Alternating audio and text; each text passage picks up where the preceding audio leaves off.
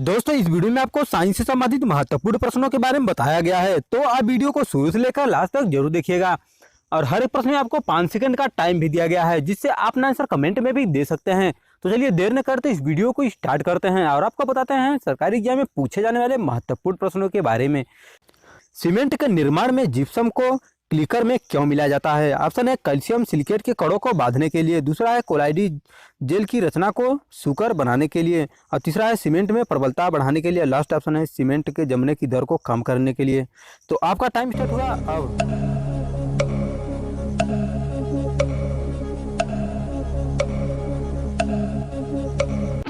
Option number चौथा बिल्कुल सही है, सीमेंट के जमने की दर को कम करने के लिए। तो दोस्तों आते हैं नेक्स्ट प्रश्न पे। गैल्वेनीकरण एक प्रक्रिया है जिसमें लोहे की वस्तुओं पर से बचने के लिए जिंक की परत चढ़ाई जाती है। ऑप्शन है विघटित होने, दूसरा है संक्षारित होने, और तीसरा ऑप्शन है मुड़ने, और लास्ट ऑप्शन है जंग लगने। तो दोस्तों आपके पास केवल 5 सेकेंड, ये रहा आपका टाइम।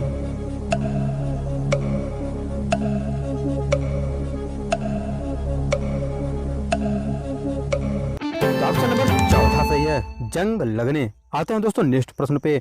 जब लोहे की कील में जंग लग जाती है तब आयरन ऑक्साइड बनता है, ऐसी स्थिति निर्मित होती है। ऑप्शन है कील के भार के बिना कोई परिवर्तन हुए, दूसरा है कील के भार में कमी के साथ, तीसरा ऑप्शन है कील के भार के बढ़त के साथ, और लास्ट ऑप्शन है कील के भार व रंग के बिना कोई परिवर्तन हुए। तो दोस्तों आपके पास केवल 5 सेकेंड, आपका कमेंट करने का टाइम रहा है ये।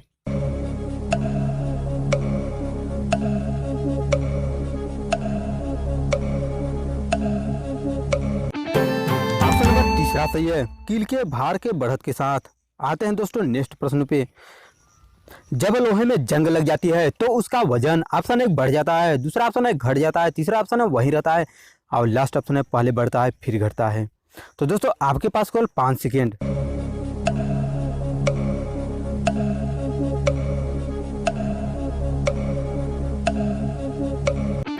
दोस्तों ऑप्शन नंबर पहला सही है, बढ़ जाता है। आते हैं नेक्स्ट प्रश्न पे। लोहे में जंग लगने से क्या होता है? ऑप्शन है विघटन, दूसरा है विस्थापन, तीसरा है ऑक्सीकरण, और दोस्तों लास्ट ऑप्शन है अपचयन। तो दोस्तों आपका कमेंट करने का टाइम स्टार्ट हुआ अब।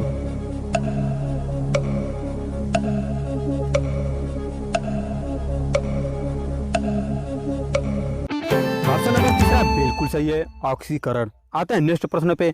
लौह धातु में जंग लगने के लिए वायु में दोनों की आवश्यकता होती है। ऑप्शन है ऑक्सीजन और ग्रीस, दूसरा है ऑक्सीजन और नमी, तीसरा है जल और पेंट, और लास्ट ऑप्शन है कार्बन डाइऑक्साइड और नमी। तो दोस्तों आपका कमेंट करने का टाइम रहा ये।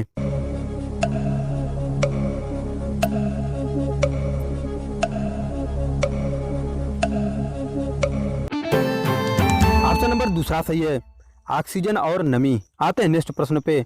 लोहे की जंग होती है, ऑप्शन एक भौतिक प्रक्रिया, दूसरा है प्रतिवर्ती प्रक्रिया, तीसरा ऑप्शन है रासायनिक प्रक्रिया, और दोस्तों लास्ट ऑप्शन है मिश्रण। तो दोस्तों आपके पास केवल 5 सेकेंड।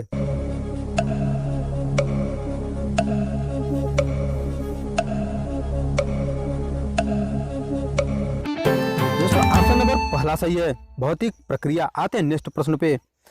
लोहे का शुद्ध रूप क्या है? ऑप्शन है कच्चा लोहा, दूसरा है ढलवा लोहा, तीसरा है स्टील, और लास्ट ऑप्शन है दोस्तों पिटवा लोहा। तो दोस्तों आपके पास केवल और केवल ये रहा 5 सेकंड।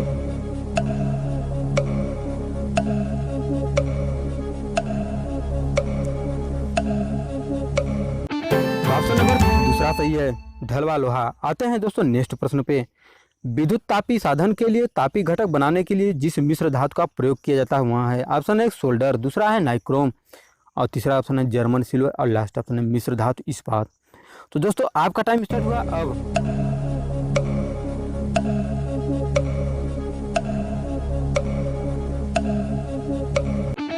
दोस्तों ऑप्शन नंबर दूसरा सही है, नाइक्रोम। आते हैं नेक्स्ट प्रश्न पे। स्टेनलेस स्टील को बनाने में लोहे के साथ कौन सी महत्वपूर्ण धातु का प्रयोग किया जाता है? ऑप्शन है क्रोमियम, दूसरा है एल्यूमिनियम, तीसरा ऑप्शन है कार्बन, और लास्ट ऑप्शन है टीन। तो दोस्तों आपका कमेंट करने का टाइम स्टार्ट हुआ अब।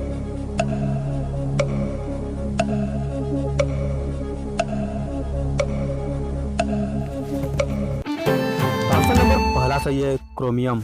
तो दोस्तों आते हैं नेक्स्ट प्रश्न पे। निम्नलिखित में से कौन सा एक भौतिक परिवर्तन है? ऑप्शन है कोयले का जलना, दूसरा है लकड़ी का जलना, तीसरा ऑप्शन है प्लेटिनम क्रूसिबल को गर्म करना, और लास्ट ऑप्शन है पोटेशियम क्लोराइड को गर्म करना। तो दोस्तों आपका कमेंट करने का टाइम स्टार्ट हुआ अब।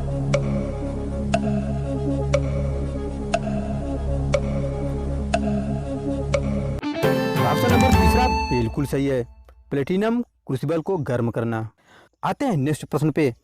निम्नलिखित में से कौन नाइट्रोजन उर्वरक नहीं है? ऑप्शन 1 अमोनियम सल्फेट, दूसरा है यूरिया, तीसरा है सुपर फॉस्फेट और लास्ट ऑप्शन है अमोनियम नाइट्रेट। तो दोस्तों आपका टाइम स्टार्ट हुआ अब।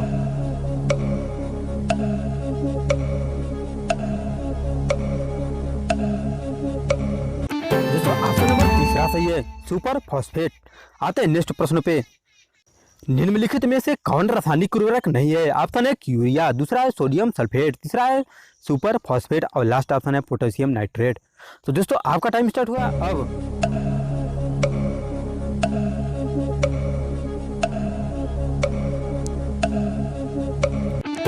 तो ऑप्शन नंबर दूसरा सही है, सोडियम फॉस्फेट। आते हैं नेक्स्ट प्रश्न पे। 3 तत्व जिनका उपयोग रासायनिक उर्वरकों में सर्वाधिक होता है। ऑप्शन 1 है नाइट्रोजन सोडियम सल्फर, दूसरा है नाइट्रोजन फास्फोरस सोडियम और तीसरा है नाइट्रोजन पोटेशियम फास्फोरस और लास्ट ऑप्शन है कैल्शियम सोडियम सल्फर। तो दोस्तों आपका कमेंट करने का टाइम स्टार्ट हुआ अब।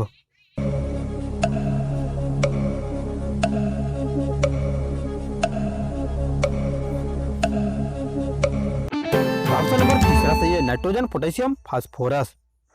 तो दोस्तों आते हैं नेक्स्ट प्रश्न पे। पायरेक्स कांच के अधिक सामर्थ्य के लिए निम्न में से क्या उत्तरदायी है? ऑप्शन 1 पोटेशियम कार्बोनेट, दूसरा है लेड ऑक्साइड, तीसरा है फेरिक ऑक्साइड और लास्ट ऑप्शन है दोस्तों बोरेक्स। तो दोस्तों आपका टाइम स्टार्ट हुआ अब।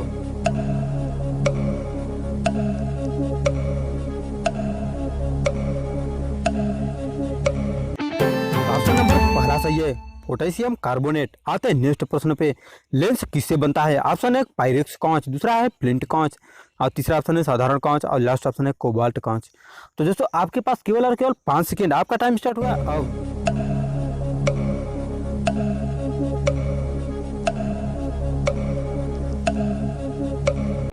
तो ऑप्शन नंबर दूसरा सही है, फ्लिंट कांच। आते हैं नेक्स्ट प्रश्न पे। निम्नलिखित प्रकार के कांचों में से कौन सा एक पराबैंगनी किरणों को विच्छेदन कर सकता है? ऑप्शन 1 सोडा कांच, दूसरा है जेना कांच और तीसरा ऑप्शन है क्रूस कांच और दोस्तों लास्ट ऑप्शन है पायरेक्स कांच। तो दोस्तों आपका कमेंट करने का टाइम स्टार्ट हुआ अब।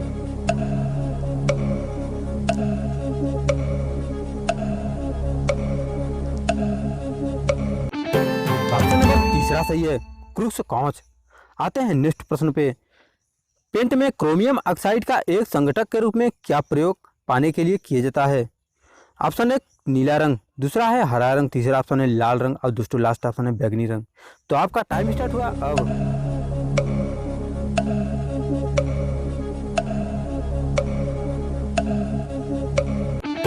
ऑप्शन नंबर दूसरा सही है, हरा रंग। तो दोस्तों आते हैं नेक्स्ट प्रश्न पे।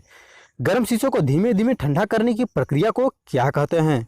पहला ऑप्शन है ह्यूमिडिफाइंग और दूसरा ऑप्शन है कंडेंसन और तीसरा ऑप्शन है एनीलिंग और लास्ट ऑप्शन है डिकंडेंसन। तो दोस्तों आपका कमेंट करने का टाइम है ये।